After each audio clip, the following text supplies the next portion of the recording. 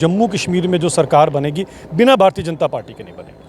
मतलब उसमें भारतीय जनता पार्टी का मंशूर है? बिना हमारे बन ही नहीं सकती, ये मैं आपको कहना लेकिन मुझे ये बताइए 2014 से बीजेपी ने बहुत मेहनत की है, लेकिन अभी तक कश्मीर के लोगों के दिल में उतनी जगह क्यों नहीं है?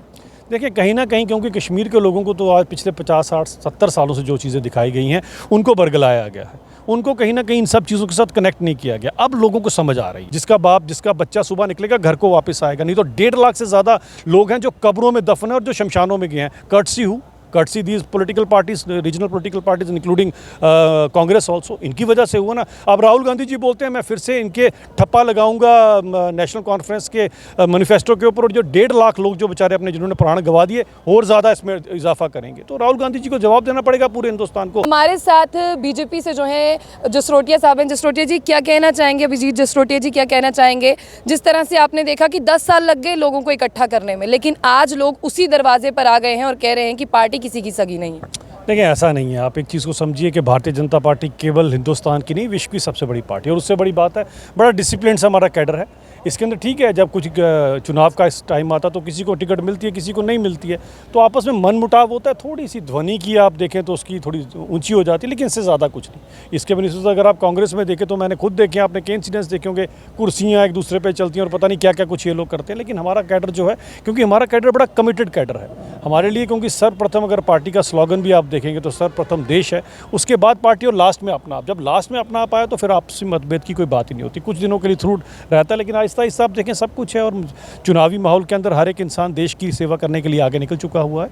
और मैं आपको इतनी एश्योरेंस यहाँ से देना चाहता हूँ कि आप एक चीज़ देखिए कि भारतीय जनता पार्टी यहाँ सरकार बनाने वाली है, और सभी के सभी मिलकर जो है इन जो ताकतें जो देश को पीछे ले जाना चाहती है, ये ताकतें जो वेस्ट पीओजे के रेफ्यूजियों के हक छीनना चाहते हैं राहुल गांधी जी की पार्टी, ये ताकतें जो वाल्मीकि समाज, पढ़े लिखे वाल्मीकि समाज के हाथ में भी आज फिर से वही पुराने काम उनसे करवाना चाहती है, यही ताकतें जो हमारी बच्चियों और महिलाओं का हक जो हमने दिया उनको 60 साल बाद, वो उनसे वापस छीनना चाहती हैं। लोग इन्हें कामयाब नहीं होने देंगे। If they are living in fool's paradise तो I can not help it. अभी आपने खुद ही कहा कि बहुत डिसिप्लिन्ड पार्टी है, लेकिन आपको नहीं लगता कि डिसिप्लिन्ड पार्टी के अंदर डिसीजन जो है वो घर के अंदर बैठकर होना चाहिए था? जो लोग बाहर दिख रहे हैं, पहले आप लोगों को इनको कॉन्फिडेंट में लेना चाहिए था पार्टी को, ऐसा नहीं होता। कहीं ना कहीं 10 साल से जो मेहनत की है, डिसिप्लिन्ड वे में दिखाया, पार्टी चलती है, एक पार्टी को लीड करने वाला प्रेसिडेंट है, कहीं आपको ये पार्टी घर बिखरा हुआ नहीं लगता? नहीं, बिल्कुल मुझे ऐसा कुछ लगता नहीं। मैंने कहा ना, थोड़ा बहुत मन मुटाव हमारे घर में एक दूसरे के साथ क्लैश होते हैं, मियाँ के बीवी के साथ क्लैश होते हैं, छोटा मोटा तो चलता है, लेकिन at the end of the day आप देखिए फिर भी सभी के सभी आप देखिए आज एक दूसरे के लिए चुनाव लड़ रहे हैं। हम खुद देखिए, अगर जहाँ से भी जिस किसी का, तो दूसरे का साथ देकर आगे बढ़ रहे हैं। क्योंकि एक चीज़ तो हमें समझना पड़ेगी कि जम्मू कश्मीर के अंदर, खासकर जम्मू को जो प्रेफरेंस, जम्मू को जो चीज़ मिली है, ये अभी पिछले 4-5 सालों से मिली है। आज से पहले तो हर एक जो चीज़ थी वो तो कहीं ना कहीं एक ही जगह पर सीमित रह चुकी थी। जगह पर कहाँ पर? नहीं, वो कश्मीर की ओर ही सब कुछ था। आप एक चीज़ तो समझ सकते हैं कि अभी भी अगर आप देख लीजिए तो आज जम्मू वालों को अगर उनका हक मिला है, एक चीज़ मिली है, और मैं यही नहीं कहूँगा कि जम्मू को हक मिला है, जम्मू और कश्मीर को बराबर का हक दिया गया है। जो हमारे साथ जो आज तक नाइंसाफ़ी होती है, मैं आपको बताऊँ, सन 51-52 की पहली असेंबली उठाकर देखिए, तब भी कांग्रेस और एनसी का ही सिस्टम था। हमारी जम्मू की पॉपुलेशन 12 लाख थी, कश्मीर की कितनी थी? 10 लाख। हमसे 1.5 दर्जन ज़्यादा सीटें वहाँ दी गई, बेचारे जम्मू में किसी ने बोल ही नहीं पाया, क्योंकि कांग्रेस की हुकूमत थी।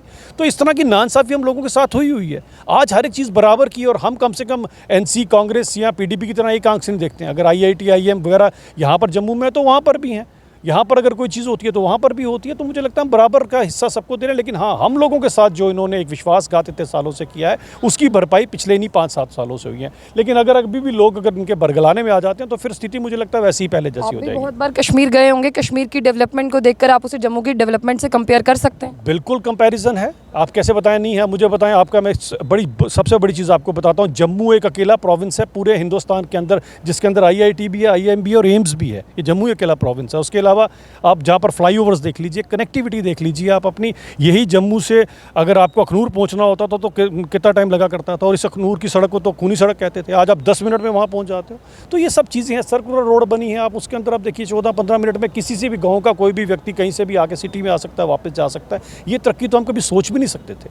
तो मुझे लगता है कि ये सब कुछ हमें मिला है, और लोगों को भी इस चीज़ की रियलाइजेशन है कि कहीं ना कहीं सबका साथ, सबका विकास को जो अमली जामा पहनाया गया वो भारतीय जनता पार्टी के द्वारा। ये सवाल मेरा रहेगा डॉक्टर फारूक अब्दुल्ला, जो एनसी का मैनिफेस्टो रिलीज़ होता है उसमें सबसे पहले ये लिखा जाता है कि हम लोग जो हैं वो उन लोगों को रिलीज़ करेंगे जो जेल के अंदर बंद है, दूसरा कि पाकिस्तान से जो है वो डायलॉग करेंगे। तो आपको कहाँ तक ये लगता है कि ये बातें उनके मैनिफेस्टो में हैं? आप किस तरह से देखते हैं इन बातों को, क्योंकि मैनिफेस्टो के पहले पॉइंट्स ही यहाँ से शुरू होते हैं। देखिए, फारूक साहब ने जो मैनिफेस्टो बनाया, और सबसे बड़ी बात है उस मैनिफेस्टो पे राहुल गांधी जी की पार्टी ने मोहर लगाई।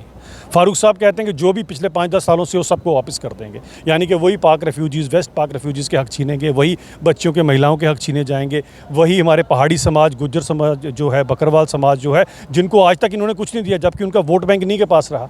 जीएडी का 1164 नंबर ऑर्डर है, मैं हर जगह उसका जिक्र करता हूँ, 1996 का ऑर्डर है। उस कमेटी को हेड कर रहे थे कांग्रेस के बहुत बड़े लीडर, और बाकी सभी नेशनल कॉन्फ्रेंस थे। उसमें सिफारिश दी गई थी कि SC ST के हक छीन लिए जाएं सारे के सारे।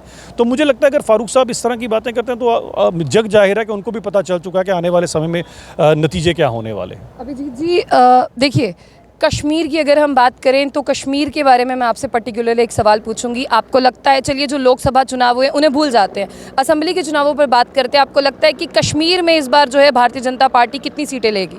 देखिए, भारतीय जनता पार्टी भी अपना जो पूरी तरह से कोशिश कर रही है, कितनी सीटें आनी कितने, मैं तो उसमें प्रेडिक्ट नहीं कर सकता हूँ। लेकिन एक बात मैं आप सबको बता देना चाहता हूँ, जम्मू कश्मीर में जो सरकार बनेगी बिना भारतीय जनता पार्टी के नहीं बनेगी।